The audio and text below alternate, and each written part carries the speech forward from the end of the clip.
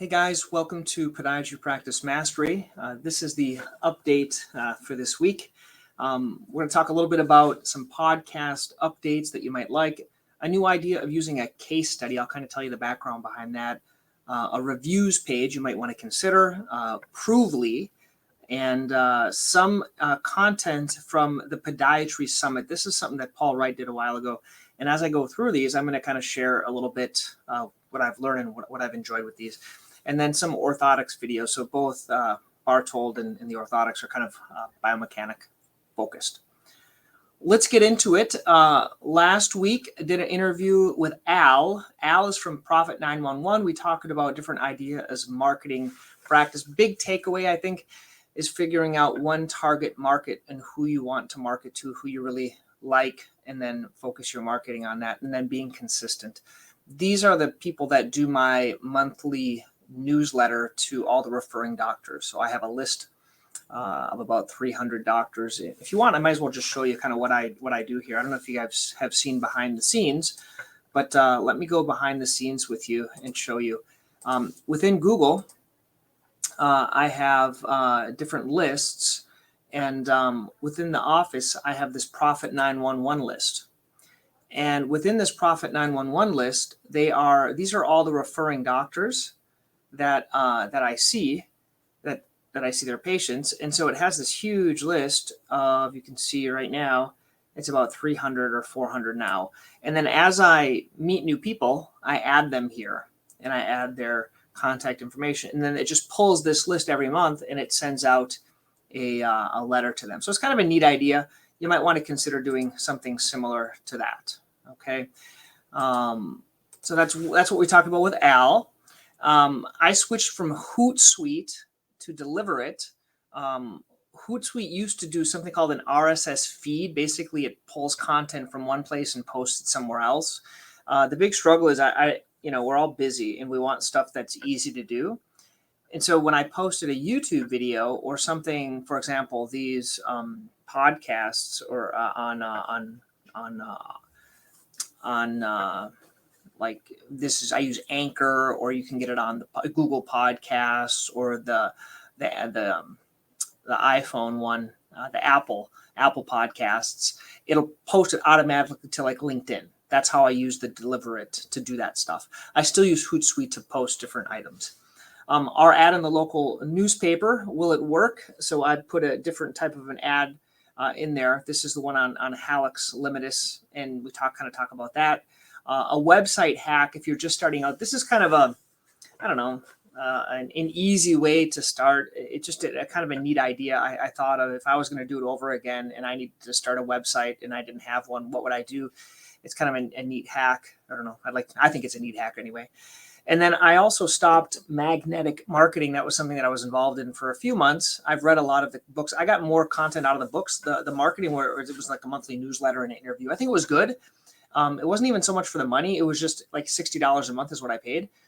But it was more not having just the bandwidth to do all of that stuff. I just find that we just have a lot of stuff to do. So this is Al. This is who I interviewed about marketing your podcast, or marketing your practice. He had some good tips. This is that case study. This is just the art that I used for it. Basically, the whole background behind this is I like to do testimonials, but it's a pain to get testimonials. I know a lot of other doctors, they record these videos with other people, and then they share these testimonials with them. After you have bunion surgery, after you've had this or that, and they get them, and I think they're great if you have them. But what I was struggling is I didn't have a good time to get these. Like, patients said they would do them, but seeing patients, it's hard to do unless I had a staff kind of record them.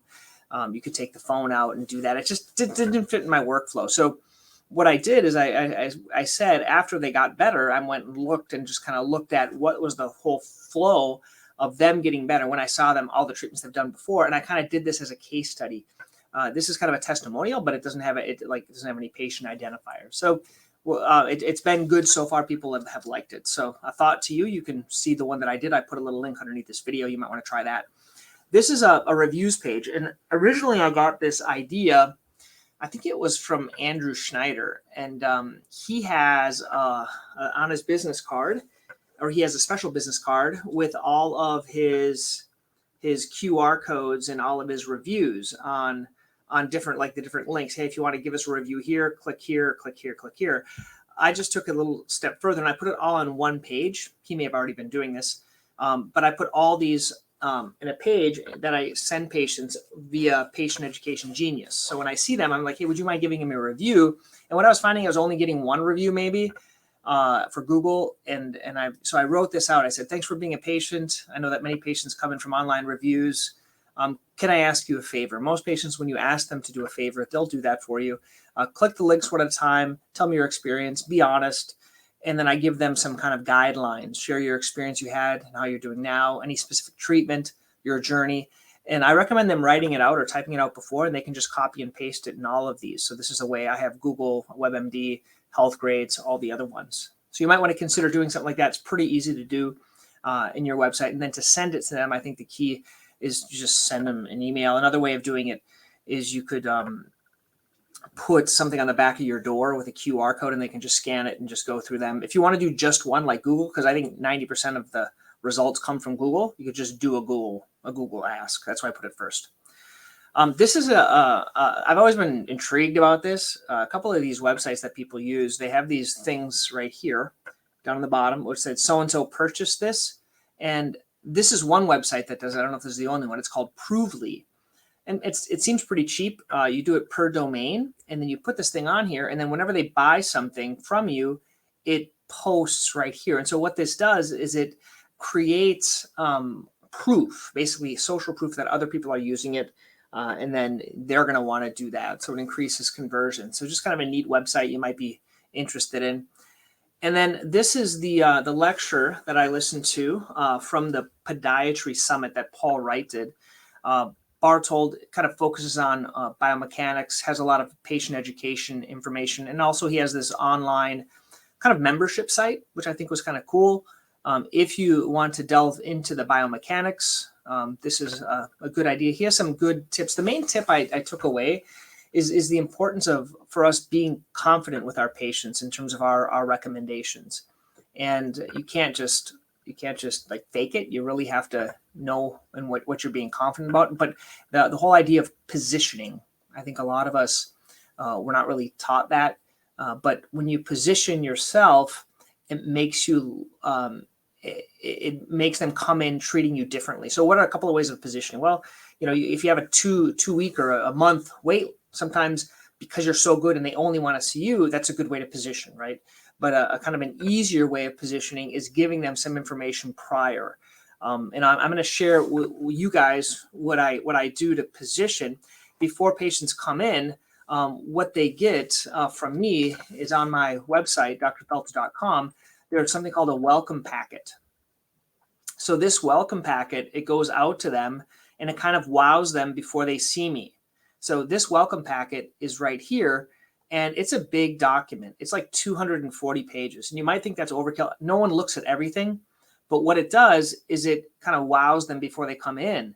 And there's a little introduction, and then I include testimonials first, and then kind of a letter, kind of why I got into podiatry, the whole story, why, the courses, the books, the videos, the Healthy Living TV program, and then different articles. I remember back in the day with Foot Vitals, they were asking us to co-author things. And so I just put all of those in there. I basically copied and pasted them. And I had someone put this together on Fiverr. This looks like all the other documents that I do. And this is how I did this. This is what they get. And then they're like, wow, you have all that stuff. You have all these reviews and things like that. And I always started with these reviews. So basically I took a whole bunch of the reviews, copied and pasted them. Now I didn't make it look this nice. I just paid someone about $150 and they made it look nice. Someone on Fiverr. So that's how I did that. And the last thing we're going to go over this week were a couple of other videos. I was interviewing Larry Hutman. He's a very good marketer, but he's also a very good biomechanist and orthotics guy. We were talking about orthotics, and he said, hey, Don, if you want to share, there are a couple of videos he did.